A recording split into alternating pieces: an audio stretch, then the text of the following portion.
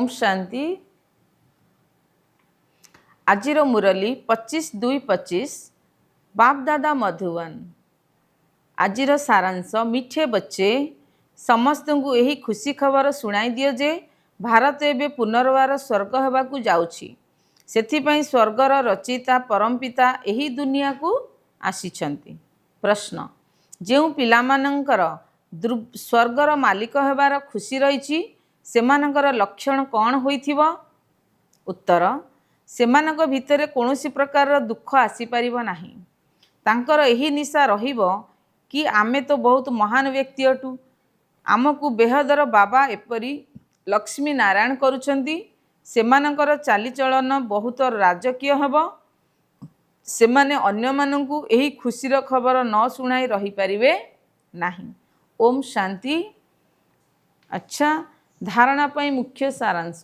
1 number, निजर नाड़ी देखिबाकू हेबो जे मु केते योग्य होइछि। सेवा आधार रे निजर योग्यतार प्रमाण करिबाकू पड़िबो। ज्ञानर पराकाष्ठा द्वारा बंधन मुक्त हेबाकू पड़िबो। 2 नंबर, एकमात्र बाबांग मनरे चली एकमात्र बाबांग मतरे चली अवगुण गुड़ी को निज भितरु बाहर कर देबाकू हबो। दुखदायी स्वभाव को छाड़ी सुखदायी हेबाकू पड़िबो। ज्ञान रत्नर दान करिबाकू हबो। आजिर वरदान, परीक्षा बा समस्या समय रे दुखरे झाउली पड़िबा परिवर्ते मनोरंजनर अनुभव करुथिबा सदा विजयी हुआ।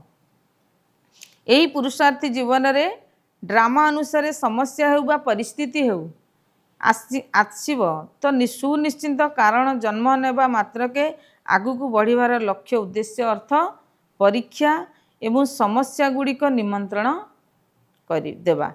जेबे कि पाखकू अतिक्रम करने चेक हब रास्ता कड़र दृश्य गुड़ी को सम्मुखें आसब नहीं, यह किपरि होई परिबो।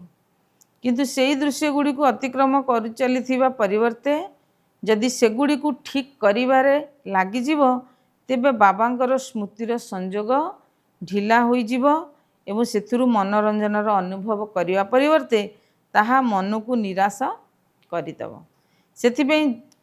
सेथिपई सेगुड़ी को देखी बाहा बाहर गीत गाई गाई आमको बढ़ी चल आगू बढ़ी चल एवं सदा विजयी हेबार वरदानी हुआ।